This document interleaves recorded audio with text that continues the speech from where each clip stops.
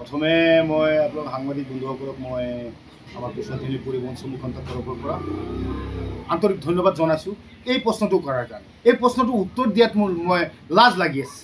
মই লাজ এটা অনুভৱ কৰিছোঁ যে মুখ্যমন্ত্ৰী ডাঙৰীয়া কি এটা চক্ৰান্ত অসমত আৰম্ভ কৰি দিছে, য'ত নেকি মুখ্যমন্ত্ৰীয়ে অসমৰ উন্নয়নৰ চিন্তা কৰিব লাগিছিল, অসমৰ ডেভেলপমেণ্টৰ চিন্তা কৰিব লাগিছিল।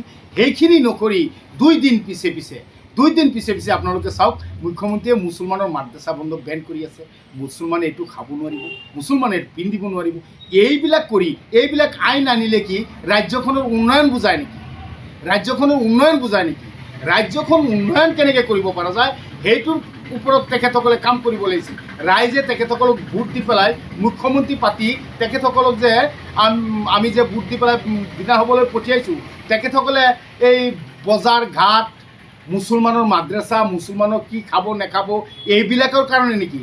অসমৰ ডেভেলপৰ কাৰণে আমি পঠিয়াইছিলোঁ, কিন্তু সেইবিলাক নকৰি তেখেতসকলে মুছলমানৰ জাতিটোৰ ওপৰত লাগি আছে যে এই জাতিটোক কেনেকৈ কি কৰিব পৰা যায়। একোৱেই কৰিব নোৱাৰিব মুখ্যমন্ত্ৰী ডাঙৰীয়া, আপুনি একোৱেই কৰিব নোৱাৰিব। তাৰ কাৰণ হ'ল অসমৰ ডেভেলপমেণ্ট কৰিব লাগিছিল। অসমৰ নিবনুৱা অসমত ভৰি পৰিছে, প্ৰতিটো ঘৰতে নিবনুৱাই ভৰি পৰিছে। নিবনুৱা মানুহখিনি নাখাই লগনে থাকি এটা অৱস্থা হৈছে অসমৰ। আপুনি সেইবিলাকৰ ওপৰত চকু নিদি খালি মুছলমানটো কি কথা? আপুনি এইটো কি আৰম্ভ কৰি দিছে আপুনি অসমত? আপুনি ভাবিছে নেকি অসমৰ মানুহবিলাক ইমানেই ভুৰ্বক, একোৱেই বুজি নাপায়? আপোনাৰ চল চাতুৰি চব অসমৰ মানুহে অধ্যয়ন কৰি আছে, দেখি আছে, চাই আছে, বুজি আছে। কি কৰিব লাগে সময়ত সিদ্ধান্ত ল'ব। তাৰ কাৰণ হ'ল আপুনি কৰিব লাগিছিল মূল্যবৃদ্ধি ৰোধ কৰিব লাগিছিল। আপোনালোকে যেতিয়া নেকি অসমত 2016 চনত বিজেপি চৰকাৰ যেতিয়া আহিছিল, প্ৰথমবাৰ আহিব নিৰ্বাচনৰ সময়ত আপোনালোকে ৰাইজৰ আগত প্ৰতিশ্ৰুতি দিছিলে, ৰাইজৰ আগত ডিঙি ফুলাই কৈছিলে যে আমি অসমৰ মূল্যবৃদ্ধি ৰোধ কৰিম, অসমৰ নিবনুৱা সমস্যা সমাধান কৰিম, অসমৰ অমুকটো কাম কৰিম, তমুকটো কাম কৰিম। আপোনালোকে এইবিলাকৰ ওচৰত কোনো কথা নাই, কোনো মাত নাই, কোনো সাংবাদ মেল নাই, কোনো ধৰণৰ একো নাই। আপোনালোকে খালি অকল মাদ্ৰাছা বন্ধ কৰিম, গো মাংস বন্ধ কৰিম, গো নিষিদ্ধ কৰিম। এইবিলাক কি? এইবিলাক কৰিলে অসমৰ ডেভেলপ বুজায় নেকি? ৰাস্তা ঘাটৰ অৱস্থা নাই। কিছুমান অসমত ৰাজ্যখনৰ কিছুমান ঠাইত মেইন কিছুমান ৰাস্তাৰ বাহিৰে গাঁৱলীয়া অৱস্থাত আপুনি চাওক, কোনো এটা ৰাস্তাই ঠিক নহয়, গাড়ী যাব পৰা অৱস্থা নাই। আজিৰ দিনত ভাৰত স্বাধীন হোৱা আজি প্ৰায় 75-76 বছৰ হ'ল। আজিৰ তাৰিখলৈকে অসম ৰাজ্যৰ মানুহে, ছাত্ৰ ছাত্ৰীয়ে নৈৰ ওপৰত বাঁহৰ দলঙেৰে স্কুলত অহা যোৱা কৰিবলগীয়া হয়। এইখন চৰকাৰে আকৌ এইবিলাক দম্বালি মাৰি এইটো উন্নয়ন নুবুজায়। এই কথাটো যেতিয়া নেকি আপুনি, মোৰ এটা সন্দেহ হৈছে মুখ্যমন্ত্ৰী ডাঙৰীয়া, মোৰ এটা সন্দেহ হৈছে, মই শ্ৰমিকসন্থাৰ সভাপতি হিচাপে আপোনাক কৈছোঁ, মোৰ সন্দেহ হৈছে আপুনি আপোনাৰ চকীখনত টিকি থকাৰ কাৰণে আপুনি কাৰোবাক নাগপুৰীয়াক সন্তুষ্ট কৰিছে নেকি? কাৰোবাক সন্তুষ্ট কৰাৰ কাৰণে আপুনি মুছলমানক টাৰ্গেট কৰি লৈছে নেকি? এইটো কেতিয়াও নহ'ব, অসম্ভৱ। এইটো সম্ভৱ কেতিয়াও নহয়। তাৰ কাৰণ মই বহুত দিনৰ পৰা দেখি আহিছোঁ আৰু আপুনিও দেখিছে। আপুনি এজন চতুৰ মানুহ, আপুনি LLB ডিগ্ৰী থকা মানুহ, আপুনি ডক্টৰ ডিগ্ৰী থকা মানুহ, আপুনি এজন জনা বুজা মানুহ, দক্ষ মানুহ। এই হিচাপে মই ভাবোঁ আপুনি চকীখনত থাকিব পৰা নাই নেকি? চকীখনত থকাই আপুনি চটপটাই আছে নেকি? যে আপোনাৰ চকীখন ধৰি ৰখাত কিবা অসুবিধা হৈছে নেকি? যাৰ কাৰণে নেকি আপুনি মুছলমানৰ ওপৰত 2 দিন পিছে অমুকটো আইন আনে, তমুকটো আইন আনে, এইবিলাক কৰি আপুনি কিমান দিন এই জাতিটোক সন্তুষ্ট কৰি ৰাখিব? এই জাতিটো যে ডেভেলপৰ পৰা পিছুৱাই গৈ আছে, এই জাতিটো নিবনুৱাই ভৰি পৰিছে। তাৰপিছত আপুনি প্ৰতিটো মাহে, প্ৰতিটো সপ্তাহত, প্ৰতিটো বছৰত ধাৰ লৈ অসমখন চলাবলগীয়া হৈছে।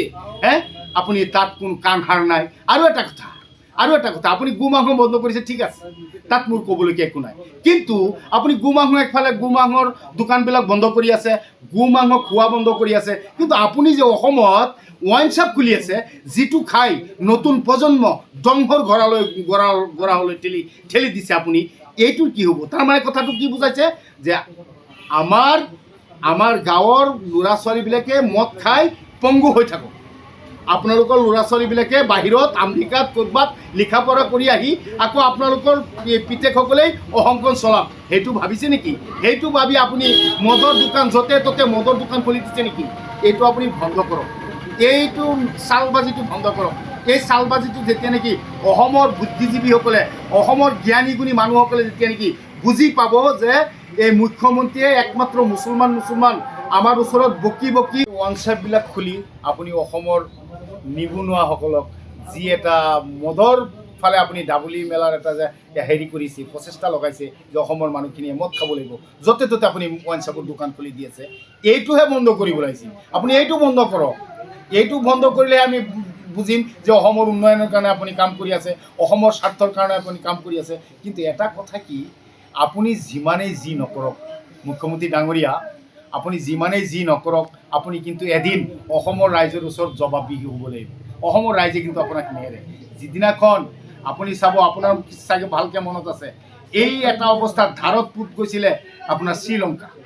তাৰপিছত কিন্তু শ্ৰীলংকাৰ ৰাইজে কি কৰিছে এইখিনিতো মই গুণাই ক'ব নালাগে, আপোনালোকে চবেই জানে। কিন্তু এটা কথা কি, মুখ্যমন্ত্ৰী ডাঙৰীয়া, আপোনাৰ এই গোমাংসলৈ যি এটা হেৰি যোৱাকালি আপুনি কেবিনেটত সিদ্ধান্ত লৈছে, তাৰ এগেইনষ্টে আমি আইনৰ কাষ চাপিম, আমি হাইকোৰ্ট কৰিম।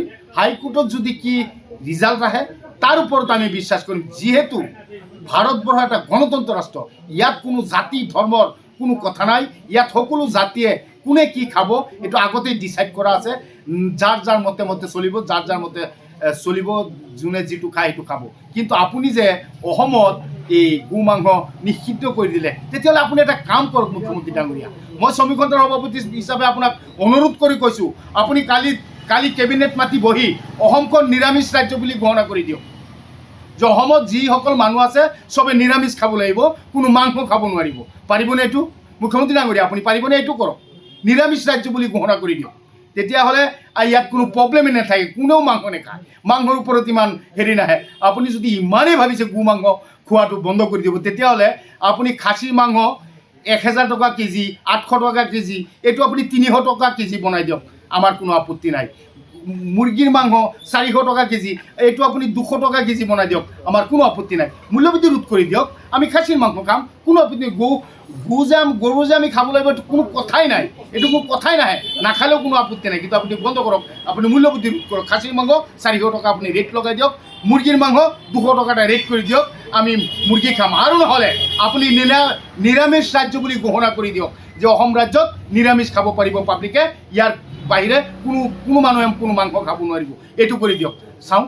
আৰু আমি ইতিমধ্যে আজি আমি আমাৰ হেৰিত কাৰ্যকাৰী কমিটিয়ে আলোচনা কৰিছোঁ। আমি একেবাৰে কম দিনত 2-3 দিনৰ ভিতৰত আমি হাইকোৰ্টৰ ওচৰত চাপিম। এইটো লৈ আমি কেছ কৰিম। তেখেতে যে এই আইনটো কেনেকৈ আনিলে কি কথা, আমি হাইকোৰ্টৰ ওচৰত চাপিম। আইনে আমাক কি দিয়ে, আইনে কি কয়। আইনে যদি কয় যে আপোনালোকে খাব পাৰিব, তেতিয়াহ'লে আমি খাম। আৰু যদি আইনে কয় আপোনালোকে নোৱাৰিব, তেতিয়াহ'লে আমি বন্ধ কৰিম। আমি আইনৰ কাষ চাপিম। আমি শ্ৰমিক সন্থা আইনৰ কাষ চাপিবলৈ গৈ আছোঁ। আমি কোৰ্টত আপোনাৰ লগত দেখা দেখি হ'ব।